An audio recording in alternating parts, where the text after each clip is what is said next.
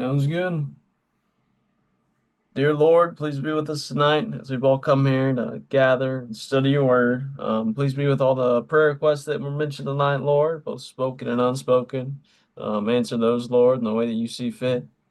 Be with the message tonight, Lord. Help us be able to take something out of it and be the best disciples that we can be for you, Lord. Please be with everyone in this group, whether they're here or not here, Lord. Help them have a great rest of the week. And in Christ's name I pray. Amen. Amen. Well, hiya, pup. Got a bird dog over here. Yeehaw. Came out You of nowhere. puppy. Alrighty. So this one probably won't be super long, I don't think, unless I just struggle to read. It's just a few stats about the Freemasons and then two Bible verses. So kind of our usual.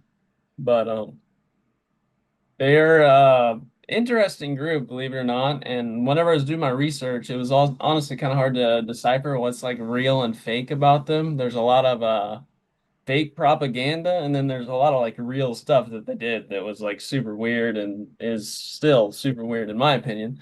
But does anybody know when the Freemasons started? This is kind of interesting.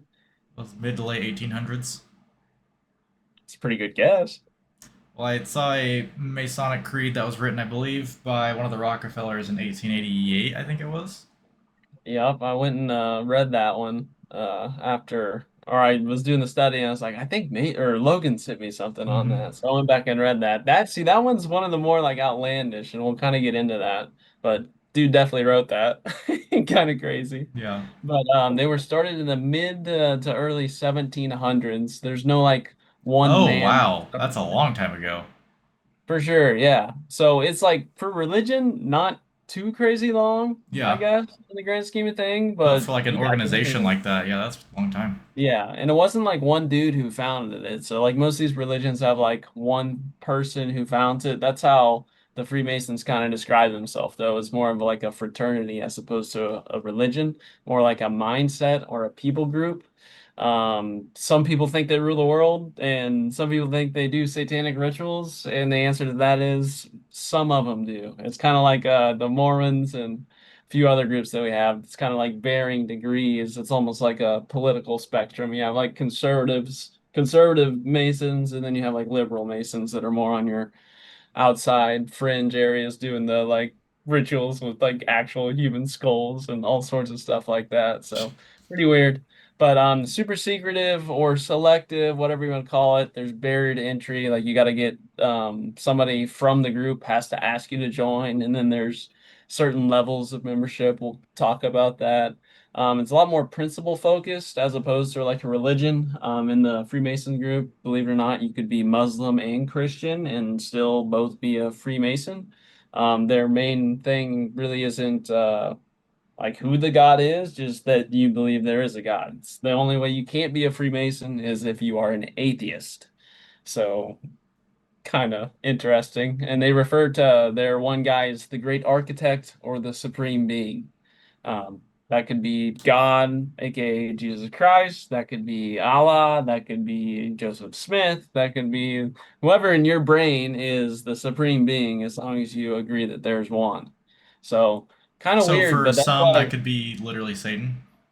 yes, for sure. Yeah, you could worship Satan and be in the Freemasons. That's why I was Yuck. like kind of like nuance. So you can't really like claim it's a religion because Yeah. it's accepting all religions, which like some Catholics will argue that that is a form of religion, but I'd argue that's not. I don't know. It's more close to an atheist if you just believe everything to me, as opposed to actually putting your faith in something. So very interesting. But there's some key points of Freemasonry that I'll go over here real quick. The requirement of the supreme being is the number one thing to be a Freemason. If you don't agree to that, then you're kicked out. You can't be in the group. So that's interesting. There's no worship, so they don't like do like a normal worship service. They have like those rituals that I kind of talked about in meetings and stuff like that, but they don't have anything that they like claim as actual worship or like a Sabbath or something like that. They have their own creed, sacraments, and a clergy. So, kind of like Logan mentioned, Rockefeller wrote a creed, and there's been bunch of creeds that people kind of write behind it, and each chapter normally has their own creed. So it's kind of like, I don't know, it's not like the Bible. It's just stuff that humans write and they kind of recite and memorize and commit to history. But it's interesting. It's so weird because you can have the Bible and the Allah, or not the Allah, the Quran within like the Freemason like services, meetings, or whatever you want to call them. And like one dude will be reading the Bible, one dude will be reading the Quran, and they'll be like worshiping the same God at the same time. So very, very weird. But they have a lot of religious elements, but not really, like I said, any true religion. A few of them pray. Some of them have like volumes of the sacred law, which they deem as kind of like I mentioned, the Bible, the Quran. They got symbolic teachings that they took directly from the Bible. They took a passage from about Solomon and they put that as like one of their kind of like creeds or main focuses. So they don't agree with all of what the Bible says, like per person to person, but they do still like take away from the Bible. Like if there's a good like moral teaching or ethical principle, good in their eyes, by the way, not necessarily always good, because Solomon wasn't exactly always the best dude in the Bible. So pretty interesting. But that's most of the like actual religious aspects of it. If you're like an official dude from the Freemasonry, you're gonna say no, it's not a religion. If you're a Roman Catholic, you're gonna say definitely not a religion. No chance they can be a religion. It's incompatible with religion. Most Protestants will kind of accept it as a religion. And then if you're secular, you're like, yeah, that's a religion. Like a liberal would just, or someone that's an atheist would assume that it is a religion just based off the unity in the group. They got a few major symbols. Does anybody know any Freemason symbols off the top of your head or anything that they're One's associated like with in a your building? protractor or something, isn't it?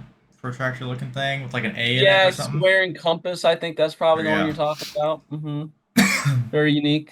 And then That one I've is like seen the other one. I just can't picture it in my head right now. yeah, that one symbolizes self-control, boundaries.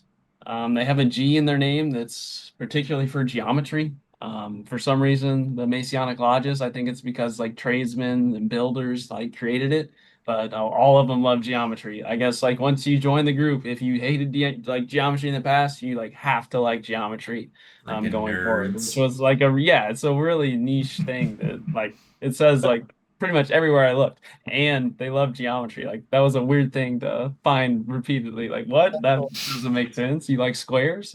Okay. But pretty interesting. Anybody else know of any? Maybe some in like a conspiracy theory that anybody's heard about the Freemasons, maybe associated with currency. Does anybody know what I'm talking about? I don't know one specifically relating to currency other than the fact that they like want to control all of it as a Yeah, that's most religious groups or entities, but the all-seeing eye, does that ring a bell? Have you ever looked at the dollar and That's seen what I was the saying. oh temple, the on eye on top? the pyramid thing. Yeah, so this one's Illuminati. kind of nuanced. It's interesting because the Freemasons kind of claim that as theirs, but it was on the dollar before the Freemasons were even like created, or like it Founded. was created before the Freemasons were created. It was actually I think it was Benjamin Franklin.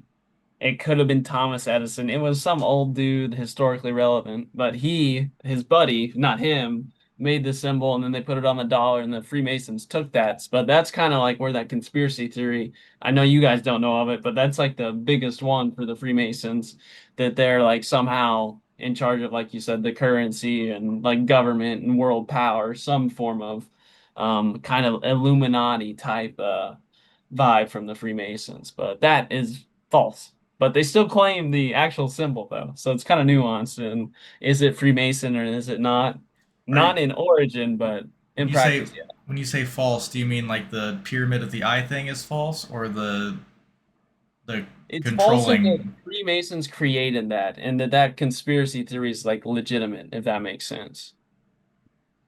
There we It's go. true in that the Freemasons, like they use that all the time, but that symbol was not created by a Freemason. It was actually created just by Benjamin Franklin's buddy, and it got slapped on the currency. And then the Freemasons took it from the currency or wherever, Benjamin Franklin's buddy, had originated it, and now they kind of run with it. To them, it represents like integrity, divine, human, their super being watching over them, omnipresence, stuff like that. So kind of interesting. And once you get like brought into the Freemasons, you get a lambskin apron that symbolizes purity. See, that's kind of like one that's like you can see the similarity to like Christian faith because like snow, white, Jesus, lamb. I feel like that's the similar symbol. But if it's like you say it's only Christianity, then you're like kicked out essentially because there's a supreme being, not a Christian God. Even if you are Christian, though, you're still encouraged to join. Very nuanced in how they define their religion. And I think that's why like most people that are like Christian could maybe get away with joining a Freemasonry group and like studying like that because they'll be like, oh, well, I'm still a Christian, but they're obviously not a Christian. They're accepting Yeah. all sorts of different stuff. So there's also a gavel. That one's pretty straightforward. Kind of represents force, consciousness, and self-discipline. And then there's a level and a plumb that teaches equality, represents equality and justice. So kind of neat, kind of weird, kind of interesting that this has been around for like 300, 400 years. So I don't know. It's more of like a history lesson for me and like what are you doing with your time while you're on this earth? It's kind of weird what some people do, but does anybody know any famous Freemasons? Anybody got any guesses on who could possibly be a Freemason? Rockefeller, That's correct. Yep. You did Rothschild. right. Rothschild, I believe that's. I'm not sure about the Rothschilds, to be honest. Yeah, I didn't see them in the research. I know the Rockefellers, but not the Rothschilds. I'm not entirely for sure. Have you heard I, about the they're all good. conspiracy of the Titanic? Not entirely. No, maybe that it didn't sink. I know. I maybe not. The conspiracy of the Titanic was that it was an orchestrated sinking by people such as Rockefeller, Rothschild, so that there was people on the boat who was like kind of in control of the banks, and they sank the boat so they could somehow take over the banking system. And it's about the same time that the U.S. government created a national bank. I think it was like a year or two later, something like that, Mhm. which obviously is. I mean, if you have a loan out for $100 trillion or whatever, that interest return's pretty solid. So they probably make a They lot of did money off hit a that. pretty big iceberg too. Like, Yep. I mean, that was my immediate thought. Like, how do we not turn avert, Yeah. you know? Or like think, hey, if we're traveling in the middle of the Arctic, Where we maybe we're can't gonna see see very some far. ice. Let's like slow down a little bit. I don't know. Yeah, I don't know. That's true. I mean, for sure. But I that could is just buy a it. conspiracy. I don't know if there's actually any proof or evidence of potential foul play there. Gotcha. Well, you're kind of on the like right path. Like the majority of these like famous Freemasons are really like old political figures, like George Washington, Ben Franklin, Winston Churchill, James Monroe, Theodore, and Franklin Roosevelt. They both were. Harry S. Truman, Winston Churchill. Then there's kind of some more like unique Mark Twain, Buzz Aldrin, the astronaut, Harry Houdini, the magician, John Wayne, and then the founder of KFC, the Harold Sanders. He was also a Freemason, You so know, it's my like wife was very telling me about KFC the other day. Apparently, KFC used to be called Kentucky Fried Chicken, but the government made them change it to KFC because it was false advertising and call it chicken because the amount of additives they have in their chicken. So they couldn't call it chicken anymore because it added so much to it that it could not be called chicken. So they changed their name to KFC instead of making them just actually use chicken. Hmm. I didn't know about that. They make good chicken though. I like KFC. See, I don't like KFC. I've I been can't there. remember the last time I went there, but I mean it doesn't taste like chicken, at least to me. You Like maybe it doesn't taste as natural, but I mean know. it's chicken taste. Yeah. Good old Long John Silver's. Isn't that normally inside the same building as the Yeah. KFC? Isn't that like fast food Well, fish? Yeah. That It, sounds like a nightmare waiting to happen, it's especially in actually Southwest not. Missouri. Really, I just don't like fish though. So, There used to be quite a few around the area, but and I know there's they, one still in Springfield uh, on National and Battlefield. It's right next to where Ellie works. there's also one on West Bypass. Oh, really? Yeah. Not bad. If you're ever looking for a place, give her a shot. Yep, will not be looking there. It is disgusting. I do not like seafood. I like my food to have legs, not fins. Not a fish guy. Not a fish guy, actually, at all. It is terrible. Even just like the so Loki is allergic to chicken, so we have to get him salmon food. And every time he eats, I just smell it, and I just want to die. It smells so bad. Ugh, it's really gross. Anyways, sorry Carson, we got a little off topic there. You're good. We really don't have too much left. The last thing that we're going to go over is the kind of core Masonic rituals. There's three craft degrees. So this is kind of like I was talking about the three levels of being in the Freemasons. So the first level is an entered apprentice, the first degree. It's kind of like your initiation degree. This is like symbolizing your birth, your youth. This is where you have to be brought in by an existing member already. So this is where like that barrier to entry kind of comes in. Like if one of us just wanted to go join the Freemasons, we couldn't, and then they just wouldn't let Tyra in most places because she's a woman. They're it's pretty much just all dudes. Ew. They say now like on their website and all their stuff that they have like offspring girl stuff, but those like most of the time don't meet with the same chapter. So it's yeah, they're very exclusive whenever it comes to the women as well. The second degree is representing your manhood and your maturity. It's called a fellow craft as opposed to your apprentice role. This degree focuses on education, liberal arts and sciences, and intellectual growth. It features symbols like a winding staircase and pillars that represent wisdom, strength, and beauty. So this one's kind of just like you've been here long enough. We want to keep you in the group, so we need to promote you, but we don't want to give you like legitimate power where the third one's at. So it's kind of like the stepping stone in between. So like if you get promoted to your job, then you really probably like you deserved a promotion, but like they just changed your title and they didn't really do anything. They just gave you a little bit more money or like I really just changed your job title. They didn't give you a raise in this case. So interesting second stage. But the third one is called a Master Mason, third degree, highest degree in craft masonry, symbolizing age, maturity, and completion. Centers on the legendary story of Hiram Abiff. That's kind of the Solomon story where they get that. He's from the Bible, believe it or not, or not necessarily the Bible, but he's from like Solomon's story. This represents integrity, resurrection, and immortality. So they experience a symbolic death within the chapter. I know, a bunch of weird stuff at this stage. And then they like have their reigns, and then they get like a lion's paw, and they obtain sublime degree, if that makes any sense at all. Didn't really make too much sense to me. This is like kind of the part of the Freemasons where I don't know what to believe because that's like if you get that far into it, you're like so secluded, so secretive that like who knows what you're doing. You're calling the shots for the Masons group, and that could mean a lot of different things based upon like which side of that masonry political slash religious spectrum that you end up on. So take So the that what you think. So with like each degree, so obviously like your first degree is like where you're just entering the group, and then your second is you've been there long enough, they want to keep you around, whatever. So like this third degree, how many like do you have any idea how many of them there are? Like is it like It's limited, but there's no set number. So like they don't, and they also don't like report their membership grouping. Like they don't even yeah. report just like whole unit numbers. You know what I mean? It's just like guessing based off of like people tracking who's showing up at certain times. Kind of like geofencing them with their cell phones, honestly. Is probably how they're doing it. But there's no like set number. It's very limited like amount of people that actually make it to that third degree. And in all honesty, like most people that join don't practice it really. They just say they're a Freemason and get a ring and then or they just quit because they think it's weird. So I honestly have no idea like an exact number for you, but I know there's not too many. Like it's harder to get to that third degree. A lot more secretive, but just like it is to get in. In your research, did you find any conspiracies on like global control for them?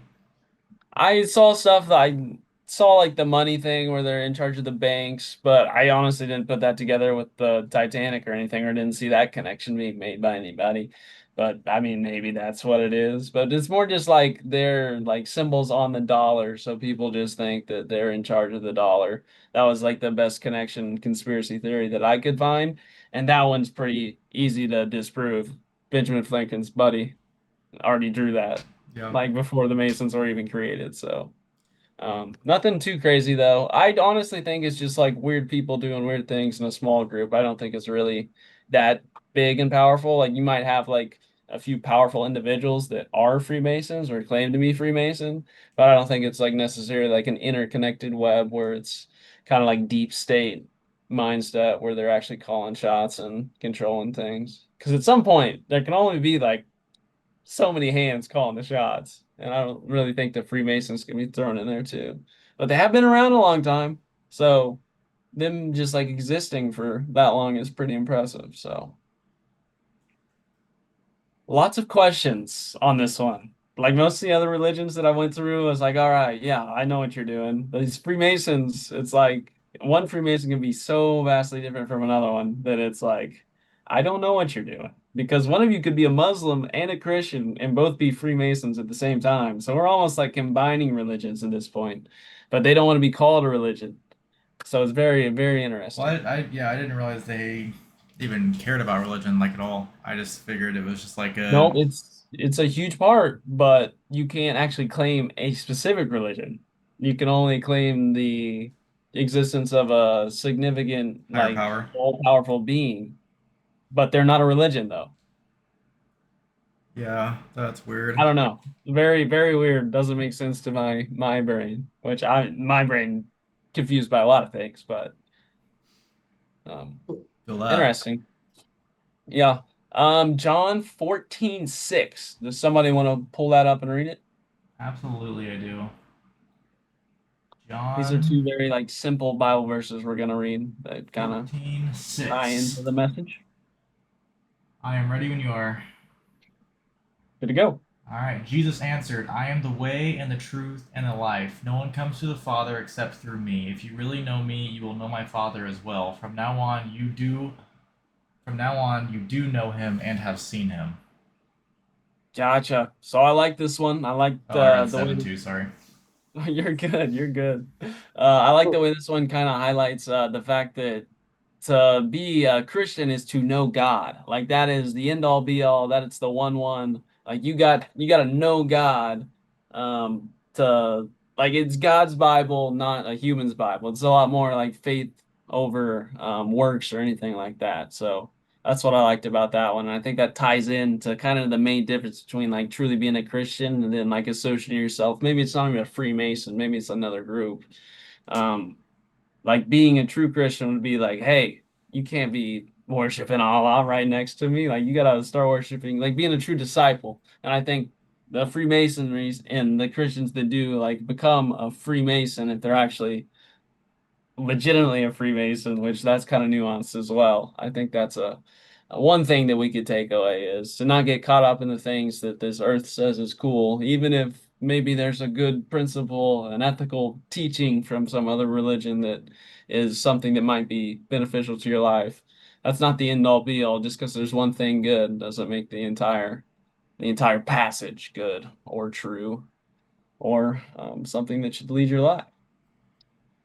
I think it's important to remember that yes, I mean, not that you can't allow I cannot allow you to worship Allah, but you should be encouraging to hey, let's like worship God because He's actually real. No, don't say that. Um, but I like to compare a relationship with God, kind of like, for example, a marriage. Um, all the time I learn new things about Ellie. We've been together for 3 years, married for almost one now, and still constantly finding out new things about Ellie. And I am with her in person, like we are humans together. We live in the same house, and I still learn about new things about her. And then if you compare that to your relationship with God, it's not you don't just like get baptized and all of a sudden you just know God. It's still a building relationship that you learn new things every day, and it kind of gets to the point where like and I'm obviously still really early in my faith, um, but it gets to a point where you're seeing things and you're understanding why things are happening, or like why things have happened, why things are happening, or why things will happen based on how you know God, and that also influences your decisions as well. So, you know, knowing God, I wouldn't, I don't know, listen to a certain song or something because it's not, representative of God's values. Not necessarily a bad song; it's just not representing God in a good, holy, and honest way.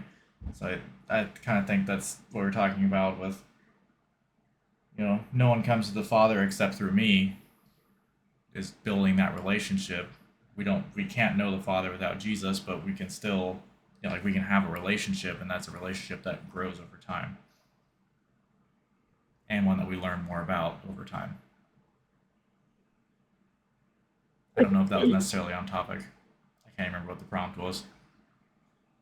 I also like how that verse puts it so simply. I think that's one of my biggest takeaways is like all this religion or whatever you want to call it, and all the other ones we've studied are there's like just ins and outs that don't make sense, and like they're not very easy for the people to practice. And Christianity, like Jesus says here, no one comes through the Father except through me. I'm the way, the truth, and the life. Like it's so simple. All you have to do is believe that he died on the cross and rose again and is the Son of God, and practice being a good person.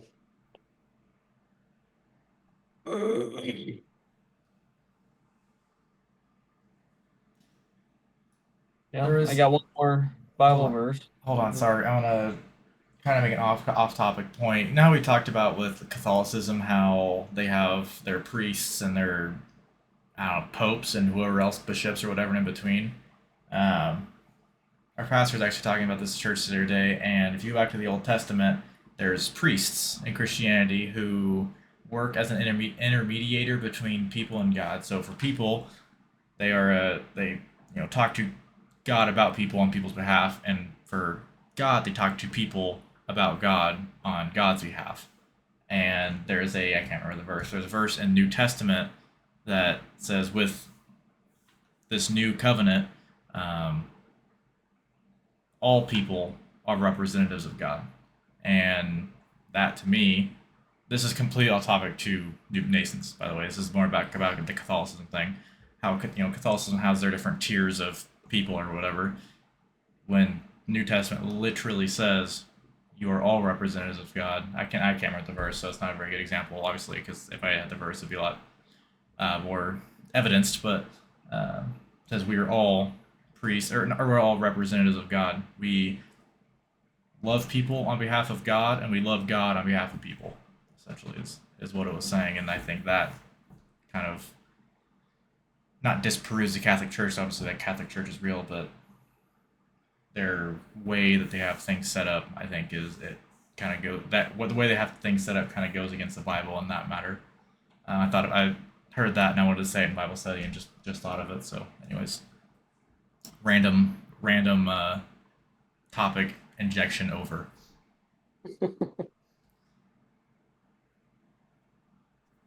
Anyways, what's the other Bible verse, Carson? It is Ephesians 2, 8 through 9. Kind of hammers home faith over works.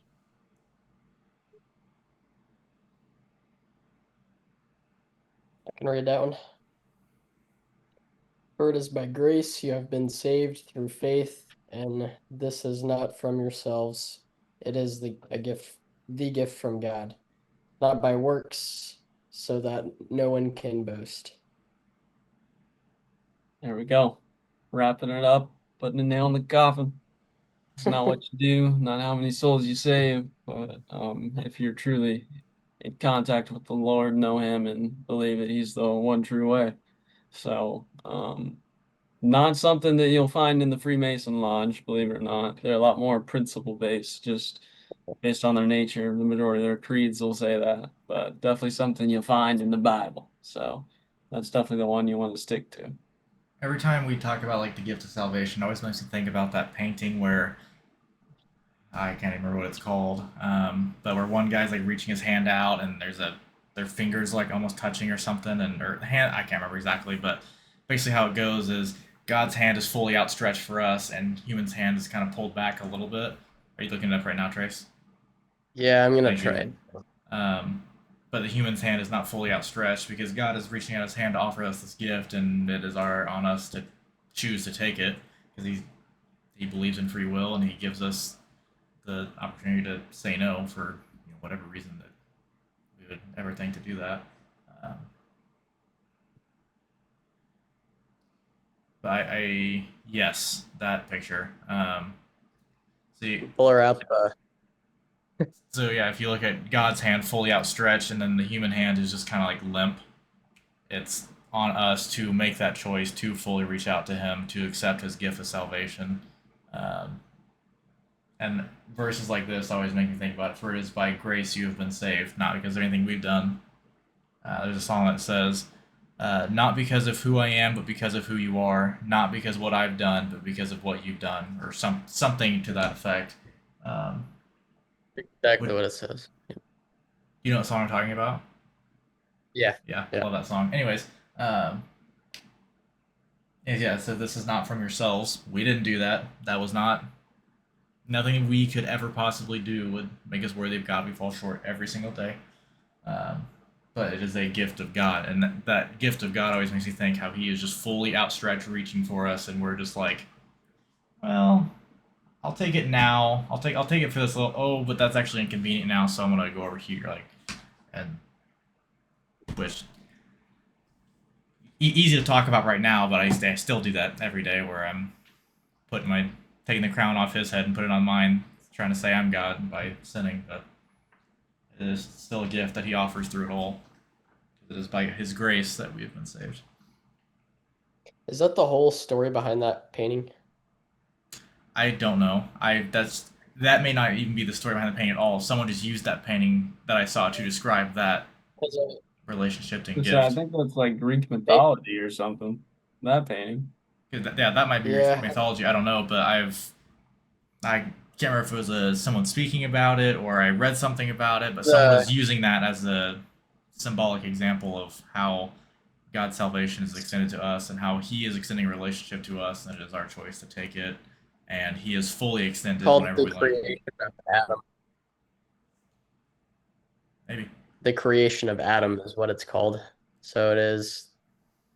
Jesus There's stuff. probably some mythology involved, but yeah, I don't. Because that does make a lot of sense, though. Like God and is doing everything in His power to reach out and While guide still you, while and all of while us are just still yeah while still lounging giving us back. free will, because obviously He has the power to Yeah, make me punch myself in the face if He chose that as necessary. Like, but He does everything in His power to get us to turn to Him and repent and have a relationship with Him without taking away our ability to choose what we want to do. I mean, last thing I had was faith isn't easy. There's no shortcuts. The Lord values your relationship over your contribution, and discipleship is never ending, and it's always needed in the world. Those are my three big takeaways. Kind of just wrapping up all the points we talked about, adding in a little bit of nuance to it, but that's all about the Freemasons. Like I said, what I gave you, pretty sure is true. Everything else I read that I left out was just, I don't know if this is just some random dude that is weirded out spewing online or what this is. So there's a lot of like intricate history where it is kind of associated just because it's been around for so long. But most of the stuff that I've been like reading that seemed to be factual is just like this dude was this person and he was also a Freemason. It's not like he was a Freemason and that had this X amount of power. It's like kind of like a side gig or like they're part of the Boy Scouts or like, just being part of a club and having like a day job. So most people were doing that on the side, it seemed like. So that's all I got. You're talking about how God values a relationship with like us having a relationship with Him more than our good works. I think a great analogy, big analogy guy over here. I think a great analogy of that is if you have a good dad. I mean, if you think about it, your dad doesn't love you because you helped him pull the weeds or mowed his yard for him, or I don't know, maybe you're a rich kid, you bought him a house or something. That's not why he loves you, as long as he's a good dad. I know some dads are not good dads and would rely on stuff like that to value you. But as a like, if you are a good human father, you love your kid regardless, right? Like you don't love them because they helped you do all these certain things or helped you achieve these things, or you love them just because they're your kid, and that's the exact same way God is. God doesn't need us to do anything really. He wants us to do all these good works for him to help spread his kingdom and bring people to him, but more importantly to him is just having us. I mean, I'm not going to tell anyone not to go work hard for Christ, and I'm never ever going to do that, but also he's like important to understand that he is in it for us more than we are in it for him. I know I've talked about this before, and did we just read out of Ephesians? Oh yeah, we did. Okay, I was gonna say that's really weird because this is the exact book I was getting ready to go to. If I can find it and remember what, can't remember exactly what chapter and verse. I thought it was 3, but it could be something else. Anyways, there's a verse, and I could tell you if I wasn't trying to find it, but there's a verse in Ephesians that maybe it might be 6. Oh, armor of God. Sorry, totally random. Okay, anyways, there's a verse in Ephesians that talks about how there's an Almighty God that dances for us, is what it says. But if you go back to like the Hebrew, I haven't talked about this before. I'm gonna say it again because I think it's so cool. If you go back to the Hebrew definition of that word that was in the original Hebrew text, it's the word dance is more like dances with such an overabundance of joy and passion and love that he's like singing as loud as he can. He is dancing as hard as he can. All these crazy, like, as much as you can love, as much as you can have joy and praise and all this stuff. Like, that is what he does for each and every one of us. And that to me is the coolest verse that I could think of, that the God of all creation who created absolutely everything, there's billions of people on this earth and he's doing that for me. That's so cool. And like that just kind of really points to the that God's in it for us way more than we're in it for him. See if I can find that verse. I can't remember. I know it's Ephesians. No, it's Zephaniah. That's what it is. That's why I couldn't find it. Zephaniah 3:17, I think. The Lord your God is with you, the mighty warrior who saves. He will take great delight in you. In his love, he will no longer rebuke you, but will rejoice with singing. That is singing, not dancing. Singing is, when you go back to the Hebrew text, it's singing with all of his voice and might, dancing with all of his voice, like power and might, and praising all this stuff. So super, super cool. I'm sure an actual preacher could explain it way better to you, especially someone who knows what it actually said in Hebrew. But like right now, that is my favorite verse because that is just so crazy to think about that God is doing that for this chump over here. Like, what the? That's crazy.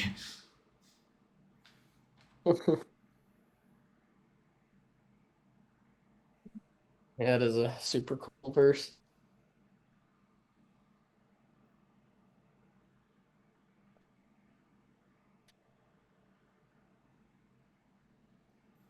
Logan, I was going to add on to your analogy earlier about the good dad thing. A lot of times, a good dad will show more love to a child in times of like when they're in trouble or in uh, hurting or whatever. And I think God also reveals himself in those times. Sometimes it's a lot easier to see God revealed than times where you're seeking him and needing him. So, Absolutely. I mean, I know I've said this to you. I don't know if I've ever said this recently, but I've said this to you many times. How when me and my ex-girlfriend broke up and I was absolutely distraught, very quickly I was able to see his guidance, and I know without a shadow of a doubt that he was just like, all right, this idiot needs me to tell him what's happening next, and he just put this clarity on me that he right. he already, like, he had been preparing me for my wife before I even we even broke up. Like he was preparing me in ways that I still don't see. He's preparing in ways that I do see, and it made me into the person that I needed to be, so I can be a good husband for my wonderful wife. And it is through like you said, the tragedies and the heartbreak and the pain and the suffering that he really his light really shines and his work really shows. I always use the analogy, like I said, big analogy guy. I always use the analogy of a dad teaching a kid to ride a bike. It would be way easier for dad to leave the training wheels on, wrap them in bubble wrap, and never even let them on the bike. But they don't learn that way. They don't grow that way. They don't improve that way. So you train them on the training wheels, take training wheels off, you hold their handlebars and help them practice balance, and then you let them go on their own. And they're going to fall, and they're going to get bumps and scrapes and bruises, and it's going to hurt, and they're going to cry, and they're going to never do it again. But then they'll get back up, and they'll learn. And end up being able to ride a bike on their own. That's exactly what God is doing to us. He absolutely could control everything that's going on and take away all pain and suffering, but then there's no growth. There's no growth for us as people. And um, with my time at Bankers, actually, I was talking to a guy who told me, he's like, yeah, I don't believe in anything, but I absolutely respect people who are Christian and do believe in God, because that is like super cool. And I was like, that's super cool. Like, believe. Anyways, um, he didn't, but we had a really cool conversation. And one thing he asked me, and I still don't have a good answer for it. He was like, why, if God allegedly loves us so much, why would he give us the opportunity and give us free will to get to have the opportunity to sin and to fall away from him and go to hell? Like, why would he give us the opportunity? And I still don't have a good answer for that. So I present that to you to also ponder. Why would he not, if he does want this relationship with us and does want us to follow him and go to heaven, why would he give us the opportunity to not go to heaven? You want him to make a robot? And like Is that's that kind of his where I was original going, purpose? but at Like the what do same you mean? time, like if I had the power, if I had kids and I had the power to protect my kids from pain, I would, I would be inclined to do so, because I don't know. Yeah, I guess like pain and suffering also shows you, like, helps you see, when times are good and stuff. But yeah, I don't know. I also think that if God didn't give us free will, he would also have the power to make us not like robots, like you said. So I don't know. It's very, the whole time we were talking, I was like, God, because he was very knowledgeable in everything Christian. Like, I honestly probably more knowledgeable than I am, and he wasn't even study it. Like, it was actually crazy. Um, so I don't know why he was so knowledgeable in something he doesn't believe in, but it was still a very cool conversation. But I still didn't really have like a good answer for him that he didn't, that like could help him see why God made it that way. And the whole time I was just like, God, put words in my mouth, please, because I'm struggling here. And I like I said, still don't have a good answer. Trace, I feel like you're about to tell me something. Yeah, so it made me instantly think of um, the study I did over God allowing tragedies to happen. I went over free will a little bit. The one thing that stuck with me the most was this little quote that said, "Love isn't chosen." Sorry, I butchered it already. Love that isn't chosen really isn't love. So I think that's kind of the whole reason why God gave us free will is if we had no choice to love him, then it's not really love, right? You have Yeah, to, you're just a robot at that point. You're not even, yeah, yeah, you're that's the point. If you're exactly. coded to do that, you're just a computer. And that's like what I was thinking, what I was trying to tell him, but he was just, like I said, he doesn't It's really. hard for people to comprehend that, yeah, for sure. It's and well, it's hard to get that point across to somebody who doesn't believe in God. Because like if people who I are just agree. like, they're like, maybe something's out there, I don't know, then it's easier to grip. But if there's like, there's nothing out there, this is it, I die, everything's black, I don't exist anymore. Like, that is so hard to be like, yeah, but there's a God. And they're like, no, there's not. You're like, okay, I don't know how to, because it's all faith based. It's not like you can say, well, if you look at this evidentiary report of the creation of the earth or whatever, it's like, I don't know. It's just so hard to It's like so hard to get this. I don't know. I was just really struggling in that conversation. I don't know. It was tough. It's like I didn't know how to. Which I did not say that. Obviously, that love without choice is not love at all.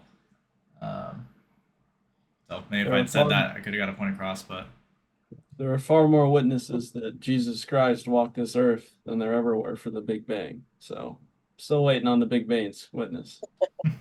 So very interesting. But Yeah. Yeah, I think a lot of times people are just closed-minded, period, and you can't really shake them. But um, I think in situations like that, you can say stuff like for that phrase, for instance, they might be closed-minded to your face, but they're going to be thinking about it Yeah. afterwards, you know. It's all about Well, that and I seed and knew. So he's been married for 13 years, and his wife is like hardcore Christian, and he is just like, yeah, that's not for me. That's not real. Whatever. It's like I knew anything I said was not gonna change his mind at all if his wife in 13 years yeah. hasn't done anything. So, Yeah, that's but I also felt this responsibility to like defend and honor God. Obviously, like that's what that is who I am. But at the same time, it's like he doesn't believe it anyways. But I still felt this responsibility to defend and honor God. exactly. So I've thought about that Because if he conversation a doesn't, lot. then I felt like I did decent, but I don't know. I wish I would have done better. I'm just not good. Like if I could have sat down and prepared notes or just researched it and wrote a letter, I could have done so much better. But in the heat of the moment, I'm like so terrible at conversations with people that like don't have the same like beliefs that I do or whatever. Like when I sit down with Ellie and we talk about this stuff, like it's so easy because like we believe the same thing or whatever. But when I'm trying to get a point across that I know is right, but they think it's wrong or whatever, I don't know. It's just so hard. But I know like when you're like debating or arguing or whatever, you're not supposed to. You're supposed to be trying to see the other person's perspective, not trying to get them to see yours, I guess, or something like that. And, it's like a relationship tip or whatever. But in that situation, it was like, okay, I don't need to see his perspective because I know it's wrong. Like, so I don't know. yeah.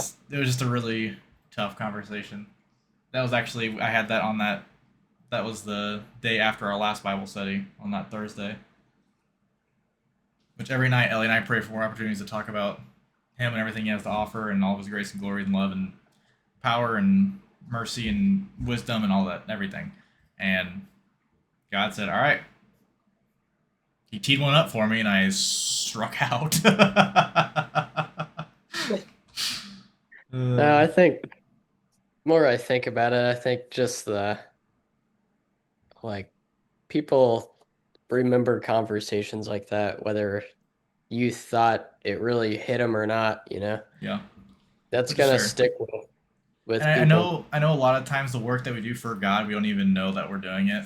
And it's like another thing about my, I don't know what, 3.5, 4 weeks working there as the trainer I was with. We talked a lot about this stuff, and I feel like I had a really good impact on her. So maybe I wasn't supposed to have an impact on the atheist guy, but the girl was supposed to have a huge impact on. Well, she was like already Christian and was church every Sunday, but I feel like I brought things up that maybe she hadn't thought about or something. I don't know. I'd like to think that I was a good. I feel like I was a very good representative of God for her. Yeah.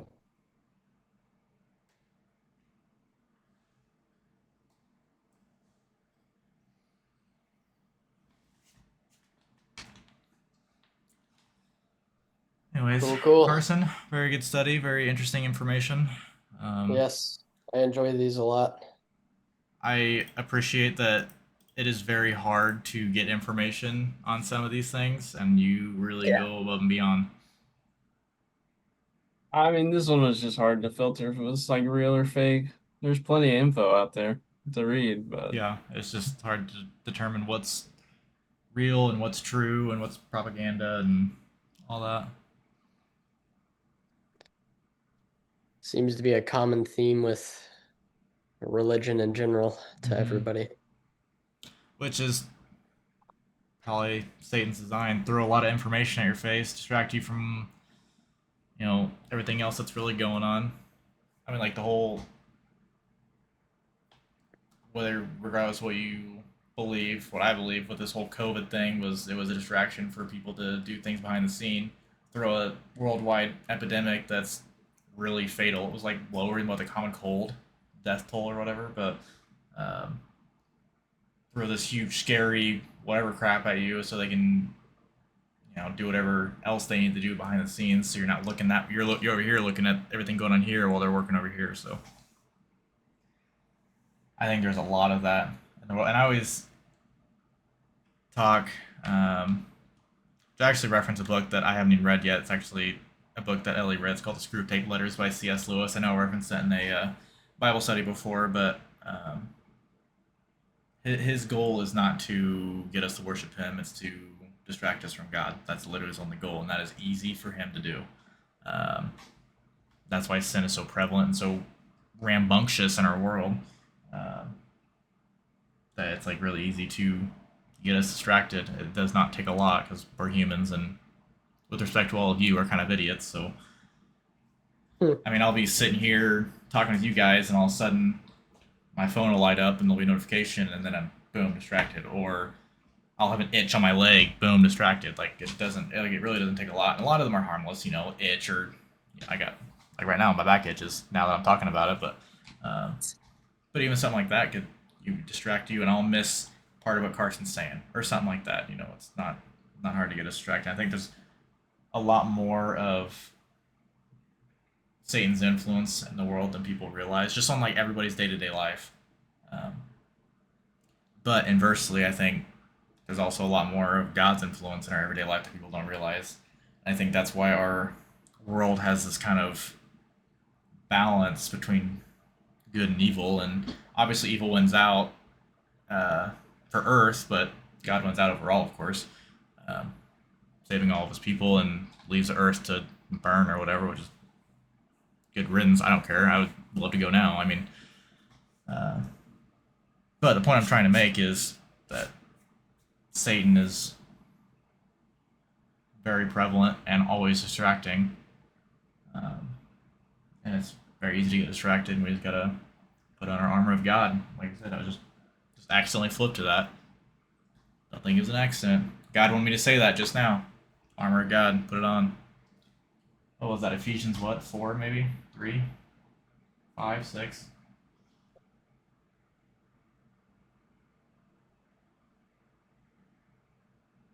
Six. Ephesians 6. I still remember doing that one in high school. I remember we were at Bob's house for that one. Yep.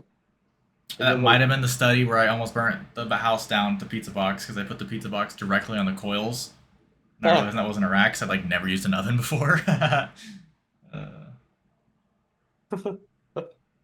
about that. All right, well, Carson, good study. Sure. Oh man. I think I still have 4 more sins to do. I don't remember which ones. I'll have to look because I've done greed, pride, and no, I've only done 2. I think you've done 3. Sounds right to me. I'll have to look at my notes. I can't remember. Have you done gluttony yet? I'm excited to do that one. That one's a very interesting one. It's like even like still now, like as I'm going through these, I don't really like. I know a general idea of what gluttony is, but I don't know like super know what gluttony is. Um, Yeah. yeah, excited to do that one. I don't think I've done envy. Sloth. I did sloth. That's what it was. Yeah, that's right. That was the last one. Yep. All right. Well, plan for next Wednesday at the moment. Sounds good. Is it you taking it or is it I'll do it. I can't remember what the I think it is me because I think you did all the background information on Reveille or Romans. yeah Paul and Yeah, and stuff. we took a 2-week break there. But sounds Eat good. Eat a mosquito. Enjoy that beautiful weather this weekend. Went from what was it like a wind chill of 6 on Monday to like record breaking heat this weekend. Yeah. Tornadoes are gonna be fun. Yeah. Anyways, all right. Well, I'll see you a lot in 6 days. Sounds good, gents. Adios. Toodaloo.